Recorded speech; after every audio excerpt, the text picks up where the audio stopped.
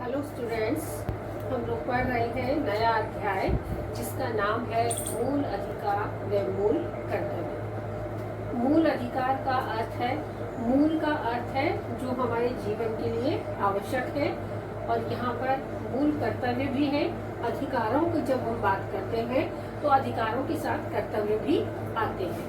हमें अधिकारों का ज्ञान तो रहता है, लेकिन कर्तव्य कहीं ना कहीं हम पीछे छोड़ देते हैं।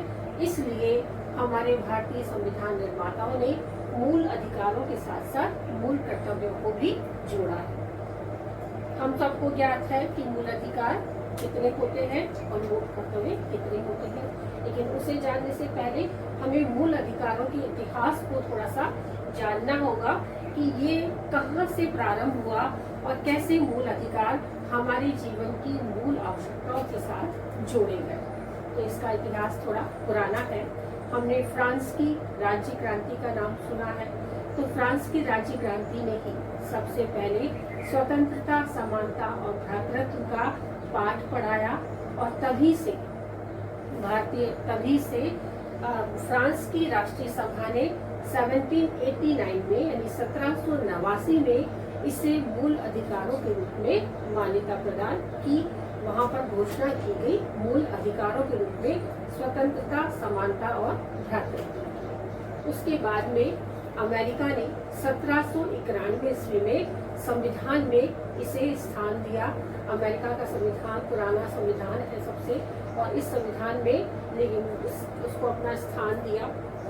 इसके बाद में हम इसको देखते हैं तो यूएनओ ने भी, जब द्वितीय विश्व युद्ध समाप्ति के बाद यूएनओ का उदय हुआ 1945 में, तो 1945 में यूएनओ ने भी इस मूल अधिकारों को अपने उसमें स्थान दिया, मान्यता प्रदान की, और 1948 में मानवीय अधिकारों के घोषणा पत्र में मूल अधिकारों और मूल कर्तव्यों को अंतर्राष्ट्रीय अधिकारों के रूप में शामिल किया गया। अर्थात प्रत्येक स्वतंत्र राष्ट्र अपने नागरिकों को ये समस्त मूल अधिकार हमेशा हमेशा प्रदान करेगा, और उन्हीं अधिकारों को हम मूल अधिकार व मूल कर्तव्य के रूप में जानते हैं। हमें ज्ञात है कि भारत में भारतीय संविधान द्वारा नागरिकों को 7 मूल अधिकार प्रदान किए गए थे, लेकिन 44वें संवैधानिक संशोधन 1976 के बाद में मौलिक अधिकारों में से एक अधिकार हटा दिया गया, संपत्ति का अधिकार था, और उसे अब मूल अधिकारों की श्रेणी से हटाकर सामान्य अधिकारों की श्रेणी में रख दिया गया है। हटाने का तात्पर्य हटाना बिल्कुल नहीं है कि अब संपत्ति का अधिकार है ही नहीं। संपत्ति का अधिकार मूल अधिकारों में शामिल नहीं है, बल्कि सामान्य अधिकारों में शामिल है। तो हम शुरू करते हैं भारतीय संविधान द्वारा प्रदत्त भारतीयों के मूल अधिकार और मूल कर्तव्यों। तो मूल अधिकार होते क्या है, इसका अर्थ क्या होता है? ये वे अधिकार हैं जो व्यक्ति के जीवन के लिए मौलिक तथा अनिवार्य होने के कारण संविधान द्वारा नागरिकों को प्रदान किए जाते हैं, और जिन अधिकारों में राज्य द्वारा भी हस्तक्षेप नहीं किया जा सकता, वे ही मूल अधिकार कहलाते हैं। मूल अधिकार इन्हें इसलिए भी कहा जाता है क्योंकि ये व्यक्ति के पूर्ण मानसिक, भौतिक व नैतिक विकास के लिए आवश्यक है। इसके अभाव में नागरिकों के व्यक्तित्व का विकास रुक जाता है, लगभग रुक सा जाता है। साधारणतः संवैधानिक संशोधन की प्रक्रिया के द्वारा भी इन्हें परिवर्तित किया जा सकता है। कोई भी व्यक्ति इसे अपने मन से ना तो हटा सकता है और ना ही जोड़ सकता है। ये संवैधानिक संशोधन के द्वारा ही इन्हें परिवर्तित किया जा सकता है। इसीलिए न्यायाधीश पतंजलि शास्त्री का मानना है कि मौलिक अधिकारों की मुख्य विशेषता यह है कि यह राज्य द्वारा पारित विधियों से ऊपर है। मूल अधिकार अउल्लंघनीय होते हैं, क्योंकि व्यवस्थापिका, कार्यपालिका या बहुमत सत्ताधारी दल भी इनका अतिक्रमण नहीं कर सकता। मूल अधिकार न्याय योग्य भी होते हैं, क्योंकि न्यायपालिका भी इन अधिकारों की रक्षा के लिए सदैव तत्पर रहती है। भारतीय संविधान में नागरिकों को 7 मूल अधिकार दिए गए थे, किंतु 44वें संवैधानिक संशोधन 1978 के द्वारा इन्हें प्रदत्त संपत्ति के अधिकार को मौलिक अधिकारों की श्रेणी से निकालकर सामान्य कानूनी अधिकार के रूप में स्वीकार किया गया है। अतः अब 7 मौलिक अधिकार नहीं रहकर 6 मौलिक अधिकार ही रह गए हैं। उन्हें हम नंबर से पढ़ेंगे। पहला अधिकार है समानता का अधिकार, जो कि अनुच्छेद 14 से 18 तक है। उसके बाद में दूसरा अधिकार शुरू होता है। दूसरा अधिकार है स्वतंत्रता का अधिकार, जो अनुच्छेद 19 से 22 तक होता है। तीसरा अधिकार है शोषण के विरुद्ध अधिकार, अनुच्छेद 23 से 24। चौथा है धार्मिक स्वतंत्रता का अधिकार, अनुच्छेद 25 से 28 तक। पांचवा अधिकार है संस्कृति व शिक्षा संबंधी अधिकार, अनुच्छेद 29-30 कहलाता है। और अंतिम है संवैधानिक उपचारों का अधिकार, अनुच्छेद 32 कहलाता है। जैसा कि इन सबके नाम से जाहिर है कि ये अधिकार किस चीज को रिप्रेजेंट करते हैं, तो पहला है समानता का अधिकार, इसे हम पढ़ेंगे। समानता का अधिकार जो कि अनुच्छेद 14 से 18 तक चलता है, इसे हम अच्छे से याद कर लेंगे कि पहला अधिकार समानता का अधिकार है, अनुच्छेद 14 से ये शुरू होता है।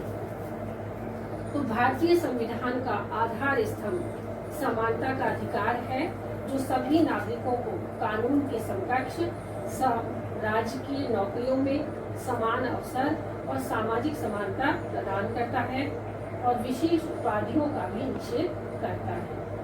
कानून के समक्ष समानता धर्म, नस्ल, जाति, लिंग, जन्म स्थान के आधार पर भेदभाव पूर्णतः निषेध होता है।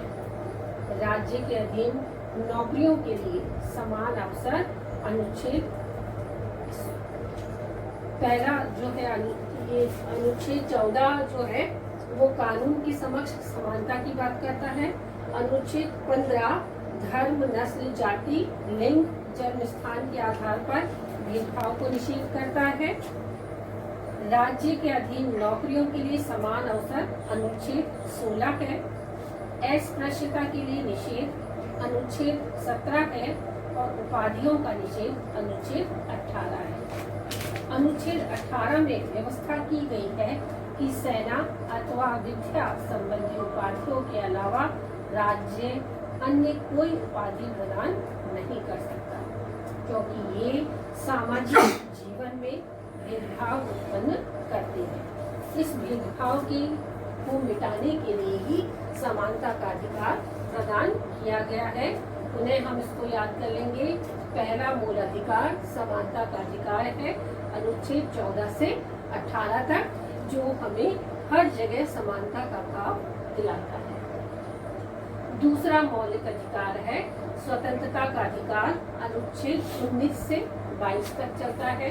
स्वतंत्रता का अर्थ वो स्वतंत्रता नहीं है जब हम गुलाम थे और हमने आजादी प्राप्त करने के बाद स्वतंत्रता प्राप्त कर ली, और ना ही वो स्वतंत्रता है जब हम किसी वजह से कोई भी कार्य करने में असमर्थ रहे हैं, हमें गुलाम बना के रखा गया है या अत्याचार के द्वारा हमें वो कार्य नहीं करने दिया जाता है। तो यहाँ जो स्वतंत्रता है अनुच्छेद 19 से 22, उसको हम पढ़ते हैं कि भारतीय संविधान का उद्देश्य विचार, अभिव्यक्ति, विश्वास, धर्म व उपासना की स्वतंत्रता के लिए अपनाया गया है। इसमें अस्त्र शस्त्र रहित शांतिपूर्ण सम्मेलन की स्वतंत्रता अनुच्छेद 19 के अंतर्गत आती है। समुदाय संघ के निर्माण की स्वतंत्रता भी अनुच्छेद 19 के अंतर्गत आती है। भारत राज्य क्षेत्र में अबाध भ्रमण की स्वतंत्रता भी अनुच्छेद 19 के अंतर्गत आती है। और वृत्ति, कारोबार, आजीविका की स्वतंत्रता भी अनुच्छेद 19 के अंतर्गत ही आती है। अपराध की दोष सिद्धि के विषय में संरक्षण अनुच्छेद 20 के अंतर्गत आते हैं। और व्यक्तिगत स्वतंत्रता तथा जीवन की स्वतंत्रता अनुच्छेद 21 और 22 के अंतर्गत आते हैं। इस प्रकार से स्वतंत्रता का अधिकार हमारे उस मूल अधिकारों को शामिल करता है जो हमें विचार, अभिव्यक्ति, धर्म, उपासना, अबाध भ्रमण, कारोबार, वृत्ति की पूर्ण रूप से स्वतंत्रता प्रदान करता है कि किस प्रकार से हम अपने कार्यों को पूर्णता दे सकते हैं। तीसरा है शोषण के विरुद्ध अधिकार, अनुच्छेद 23 और 24 के अंतर्गत आता है। यह है कि मनुष्य के क्रय विक्रय तथा बेकार पर रोक लगाई गई, अनुच्छेद 23 के द्वारा, और बाल श्रम का निषेध किया गया, अनुच्छेद 24 के द्वारा। तो प्राचीन काल में दास प्रथा चलती थी और मनुष्यों का क्रय विक्रय हुआ करता था। इस प्रथा को समाप्त करने के लिए पूर्ण रूप से निषेध कर दिया गया और यह शोषण को समाप्त करने के लिए अनुच्छेद 23 बनाया गया।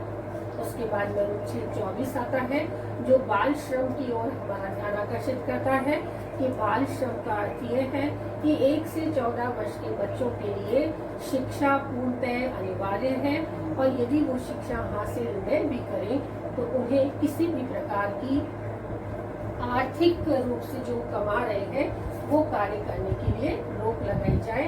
तो 14 से ऊपर के जो वर्ष के बच्चे हैं वो भी कार्य कर सकते हैं। उससे कम के बच्चों को बाल श्रम का पूर्णतः निषेध किया गया। अगला है धार्मिक स्वतंत्रता का अधिकार, अनुच्छेद 25 से 28 तक। तो अनुच्छेद 25 से 28 धार्मिक स्वतंत्रता का अधिकार हमें ये अधिकार प्रदान करता है कि हम अंतःकरण की स्वतंत्रता की पूर्णता हमें अनुच्छेद 25 देता है। धार्मिक मामलों का प्रबंध करने की स्वतंत्रता अनुच्छेद 26 हमें देता है और धार्मिक व्यय के लिए निश्चित धन खर्च करने की राशि पर छूट अनुच्छेद 27 हमें दिलाता है। राजकीय संस्थाओं में शिक्षण, धार्मिक शिक्षा निषेध होगी, ये अनुच्छेद 28 हमें बताता है। अनुच्छेद 28 में कहा गया है कि राजकीय निधि से संचालित किसी भी शिक्षण संस्था में किसी भी प्रकार की धार्मिक शिक्षा प्रदान नहीं की जाएगी तथा राज्य द्वारा आर्थिक सहायता प्राप्त शिक्षण संस्था में किसी भी व्यक्ति को धर्म विशेष शिक्षा ग्रहण करने के लिए बाध्य नहीं किया जाएगा। इसका अर्थ ये होता है कि किस प्रकार की धार्मिक स्वतंत्रता हम रख सकते हैं, हम किस धर्म को स्वीकार करें, उस धर्म की मान्यताओं को कितने प्रतिशत माने न माने, कितने व्रत उपवास करेंगे, इस सब की हमको स्वतंत्रता है। हम किसी भी धर्म को मान सकते हैं, कहीं भी किसी भी धर्म में जाकर उसकी पूजा अर्चना कर सकते हैं, चाहे हम धर्म कोई भी हो। लेकिन यदि किसी दूसरे धर्म की को भी हम मानकर उसकी भी पूजा अर्चना करना चाहते हैं या त्योहार मनाना चाहते हैं उनके संग, तो हम वहाँ पर भी पूर्णतः स्वतंत्रता रखते हैं। और ये निश्चित धन राशि भी धार्मिक व्यय के लिए दी जाती है कि यदि हम धर्म के नाम पर कोई खर्च करना चाहते हैं तो उस राशि पर भी विशेष छूट दी जाती है। हमें ज्ञात है कि भारत एक धर्मनिरपेक्ष राष्ट्र है और धर्मनिरपेक्षता का अर्थ होता है कि कोई भी राजधर्म नहीं होगा और भारत सभी धर्मों का समान रूप से सम्मान करेगा। ये हमारी धर्मनिरपेक्षता की पहचान है कि भारतीय संविधान धार्मिक स्वतंत्रता का पूर्ण रूप से हमें इजाजत देता है। अगला है संस्कृति व शिक्षा संबंधी अधिकार, अनुच्छेद 29-30 के अंतर्गत ये आता है। संस्कृति और शिक्षा का अर्थ ये होता है कि नागरिक के प्रत्येक वर्ग को अपनी भाषा, लिपि, वेशभूषा या संस्कृति को सुरक्षित बनाए रखने का पूर्ण अधिकार है। अनुच्छेद 30 के अनुसार धर्म या भाषा पर आधारित सभी अल्पसंख्यक वर्गों को अपनी रुचि के शिक्षण संस्थाओं की स्थापना करने तथा उनके प्रशासन करने का अधिकार प्राप्त है, जिनसे राज्य इन संस्थाओं को अनुदान देने में कोई भेदभाव नहीं कर सकता। संस्कृति का जो शब्दार्थ है, संस्कृति किसी एक शब्द से मिलकर नहीं बना है। संस्कृति में बहुत सारे शब्दों का समावेश है, जिसमें रहन सहन, खान पान, बोल चाल का तरीका, रहने का तरीका, खाने का तरीका और अपने रीति रिवाज और परंपराएं, ये सारी चीजें उसमें समाविष्ट होती है। तो वो है संस्कृति, लिपि। और ये सारी चीजें हम अपने अनुसार कर सकते हैं। जैसे हम किसी के पहनावे को देखकर पहचान जाते हैं कि ये क्रिश्चियन है, कि ये पंजाबी है, कि ये राजपूती है, तो वो उनके पहनावे और संस्कृति से ही पहचानते हैं। तो हम किसी भी देश के किसी भी कोने में रहें और अपनी संस्कृति को बनाए रखना चाहते हैं, तो हम उस प्रकार की व्यवस्था कर सकते हैं। और शिक्षा संबंधी अधिकार भी यही है कि हम अपने धर्म की शिक्षा लें या किसी दूसरी शिक्षा लें, ये सभी शिक्षा हम अपने अनुरूप कर सकते हैं। ये अधिकार अनुच्छेद 23 में दिलवाता है। अंतिम अधिकार है संवैधानिक उपचारों का अधिकार, जो कि अनुच्छेद 32 है। अनुच्छेद 31 नहीं है। याद रहे आप लोग को, अनुच्छेद 29-30 के बाद अनुच्छेद 32 आ जाता है। 31वां संविधान वो संपत्ति का अधिकार हमें हटा दिया गया है। तो अंतिम जो हमारा संविधान का अधिकार है वो अनुच्छेद 32 है। संवैधानिक उपचारों का अधिकार डॉक्टर भीमराव अंबेडकर इसे संविधान की आत्मा के रूप में स्वीकार करते हैं और कहते हैं कि यदि कोई मुझसे पूछे कि संविधान में वह कौन सा अनुच्छेद है जिसके बिना संविधान शून्यकाय हो जाएगा, तो अनुच्छेद 32 को छोड़कर मैं किसी अन्य अनुच्छेद की ओर संकेत नहीं कर सकता। अर्थात संवैधानिक उपचारों का अधिकार हमारा संविधान की आत्मा कहलाने वाला संविधान है, जिसे उपमा दी थी डॉक्टर भीमराव अंबेडकर ने। यह संविधान का हृदय या आत्मा कहा जाता है, जिससे नागरिक अधिकारों को लागू करने के लिए सर्वोच्च या उच्च न्यायालय में भी शरण ली जा सकती है। न्यायालयों के द्वारा व्यवस्थापिका द्वारा निर्मित सभी कानूनों और कार्यपालिका के कार्यों को यह असंवैधानिक घोषित कर सकता है। जो मौलिक अधिकारों के विरुद्ध हो, सर्वोच्च न्यायालय व उच्च न्यायालय नागरिकों की रक्षा के लिए निम्न 5 तरीकों से लेख जारी कर सकता है। अर्थात भारतीय सर्वोच्च न्यायालय सदैव से ही क्या रहा है, हमारे संवैधानिक उपचारों के लिए, संवैधानिक उपचारों के संरक्षण के लिए रहा है। भारतीय न्यायपालिका सदा से ही एक संरक्षक की भूमिका में रही है। और ये 5 भाग है इसका। पहला है बंदी प्रत्यक्षीकरण। बंदी प्रत्यक्षीकरण। नंबर 2 है परमादेश।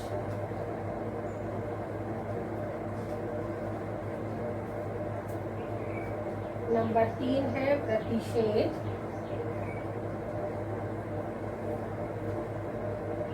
नंबर 4 उत्प्रेषण।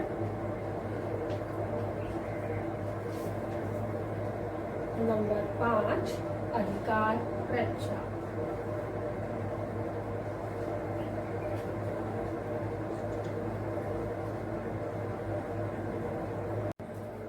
हम लोग पढ़ रहे थे संवैधानिक उपचारों का अधिकार अनुच्छेद 32, जिसमें ये 5 भाग से ये इम्पोर्टेंट है। पहला है बंदी प्रत्यक्षीकरण, जिसमें जब तक ये निर्णय नहीं हो जाए कि संबंधित व्यक्ति अपराधी है, तब तक उसे किसी भी रूप में बंदी कहना उपयुक्त नहीं होगा और न ही उसे संबंधित व्यक्ति को प्रत्येक तारीख पर न्यायालय में प्रत्यक्ष रूप से उपस्थित होना अनिवार्य होता है। इसी को बंदी प्रत्यक्षीकरण कहा जाता है। दूसरा है परमादेश। परमादेश का अर्थ होता है कि उस लेख उस समय तक ये जारी किया जा सकता है जब तक कोई पदाधिकारी अपने सार्वजनिक कर्तव्यों को पूर्ण निष्ठा से नहीं निभाता तो न्यायालय अवज्ञा पत्र के आधार पर संबंधित अधिकारी को उसके कर्तव्यों के पालन करने का आदेश जारी कर सकता है। तीसरा पॉइंट है प्रतिषेध। इसका अर्थ होता है इस आज्ञा पत्र द्वारा सर्वोच्च व उच्च न्यायालय द्वारा निम्न न्यायालयों को आदेश जारी करना कि वह इस मामले में अब कोई कार्यवाही न करे, क्योंकि यह मामला अब उसके अधिकार क्षेत्र से बाहर है।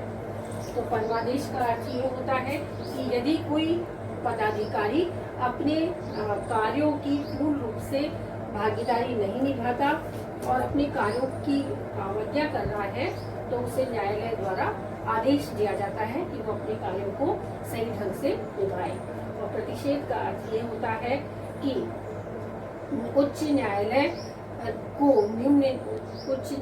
सर्वोच्च न्यायालय निम्न न्यायालय को यह आदेश दे सकता है कि अब वो इस कार्य पे कोई भी कार्यवाही नहीं करे, क्योंकि अब वो कार्य उसके अधिकार क्षेत्र से बाहर है। अगला है उत्प्रेषण।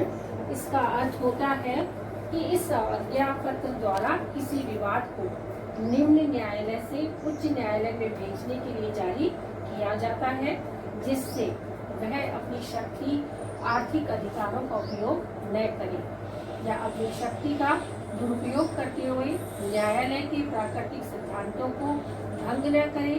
इस आज्ञा पत्र के आधार पर न्यायाधीश निम्न न्यायालय के न्यायाधीशों से विवाद के संबंध में किसी भी प्रकार की सूचना प्राप्त कर सकता है।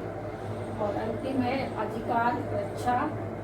इसका अर्थ होता है कि जब कोई व्यक्ति ऐसे पदाधिकारी के रूप में कार्य करने लगता है जिस रूप में उसे कोई वैधानिक अधिकार प्राप्त नहीं है, तो न्यायालय अधिकार रक्षा के द्वारा उस व्यक्ति से पूछता है कि वह किस आधार पर इस पद पर कार्य कर रहा है, और जब तक इस प्रश्न का संतोषजनक उत्तर प्राप्त नहीं हो जाता वह आगे कार्य नहीं कर सकता है। साधारण परिस्थितियों में नागरिक न्यायालय की शरण में जा सकता है, लेकिन आपातकालीन परिस्थितियों में व्यक्ति न्यायालय में प्रार्थना नहीं कर सकता, क्योंकि इस समय नागरिकों के मूल अधिकारों को स्थगित किया जाता है। दिसंबर 2002 में 86वें संवैधानिक संशोधन द्वारा शिक्षा के अधिकार को मूल अधिकार के रूप में अनुच्छेद 21A के रूप में